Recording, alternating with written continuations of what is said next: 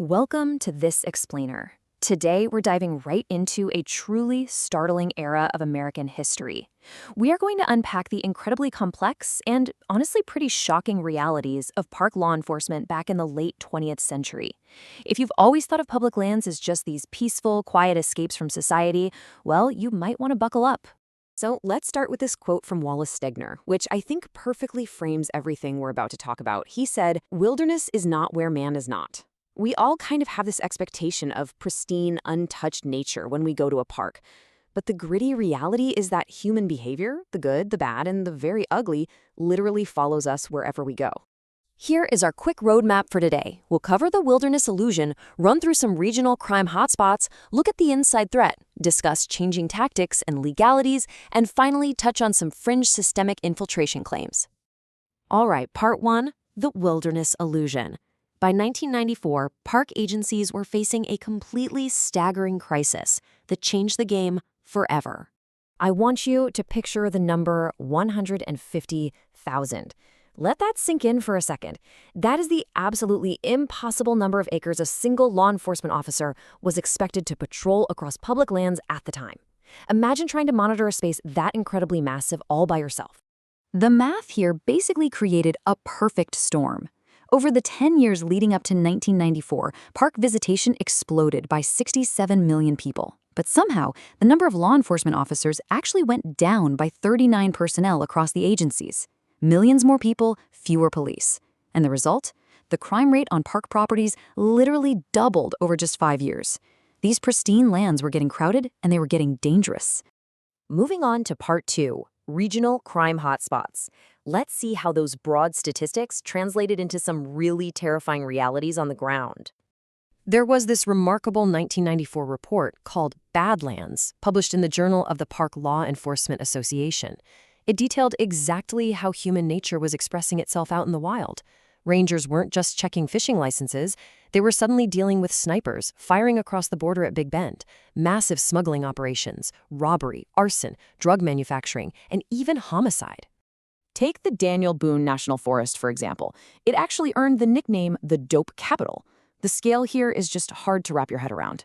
In a single year, authorities destroyed nearly 250,000 marijuana plants there. And rangers weren't just pulling weeds, right? They had to navigate deadly Vietnam-style booby traps. We're talking steel bear traps, punji sticks, and tripwire dynamite just sitting in the forest to protect illegal crops. Meanwhile, over at the Lake Mead National Recreation Area, the vibe was a bit less agricultural and way more chaotic. It was essentially an open-air frat house.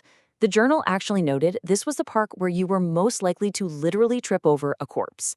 Dealing with intense drunkenness and hooliganism, rangers routinely had to strap on riot helmets just to shield their heads from full beer cans being hurled by surly crowds. Now, the Bureau of Land Management's California Desert District faced a totally different and heavily armed threat.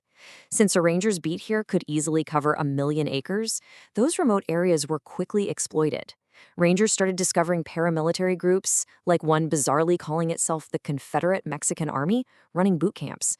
They even observed groups out in the desert running armed drills who were possibly affiliated with the Yakuza. And then we have Joshua Tree National Monument. One local sheriff described it as a total witch's brew of troublemakers. You had amateur arsonists, grave robbers, and practicing Satanists leaving giant 12-foot pentagrams in the sand. I mean, this is famously the site where legendary musician Graham Parsons' stolen corpse was driven out into the desert and set on fire by his buddies. Just absolute mayhem. Which brings us to part 3, the inside threat. Because as if external criminals and dynamite weren't enough, a massive threat was coming from right inside the park's own infrastructure. You might be completely shocked to learn who was causing a lot of this trouble.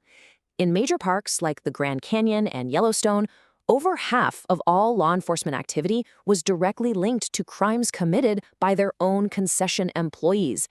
You know, the people actually hired to clean the cabins, grill the burgers, and run the gift shops. Thanks to incredibly shoddy background checks, low pay, and awful living conditions, the staff environment was highly dysfunctional. Just look at this study by a community relations specialist in Yosemite. Out of 201 concession employees arrested, a massive portion already had substantial criminal records. 84 were repeat offenders for alcohol or burglary, and 54 of them had prior arrest records just for theft. They were essentially hiring the people they later had to arrest. Part 4. Tactics and Legalities. To combat these overwhelming odds, park rangers had to seriously evolve. Let's look at the Maryland State Rangers as a prime example of this shift. To handle these escalating threats, they were put through 25 weeks of intensive police training. They weren't just given a badge and a friendly Smokey Bear hat anymore. They were issued Beretta 96D semi-automatic sidearms, expandable batons, pepper spray, and body armor. The job had fundamentally morphed into heavy law enforcement. But here is the wild part. Despite being heavily armed and facing very real danger, their core philosophy was still, quote, education over enforcement, convincing rather than convicting. They were desperately trying to maintain that approachable, friendly spirit of a park ranger while literally carrying semi-automatic weapons. Talk about a tough balancing act, right? At the same time, the legal framework they had to operate in was shifting.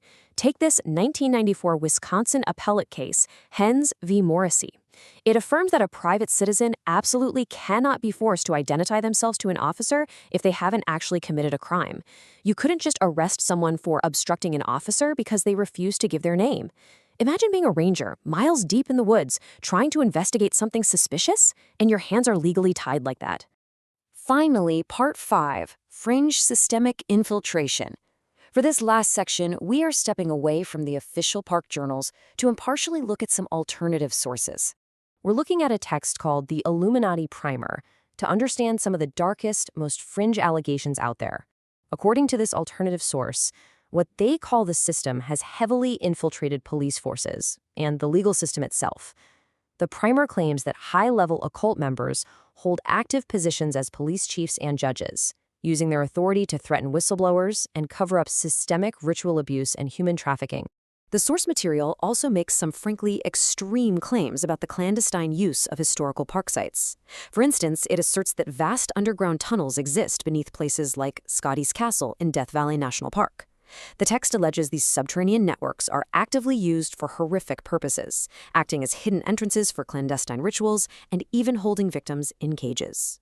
It goes even further, alleging the existence of highly organized subterranean training centers. The primer claims that tunnels beneath religious institutions, like certain churches in Illinois, are utilized as literal hand-to-hand combat training centers. And the source actually asserts that this training was conducted by post-World War II Nazi scientists brought to the U.S. under Operation Paperclip.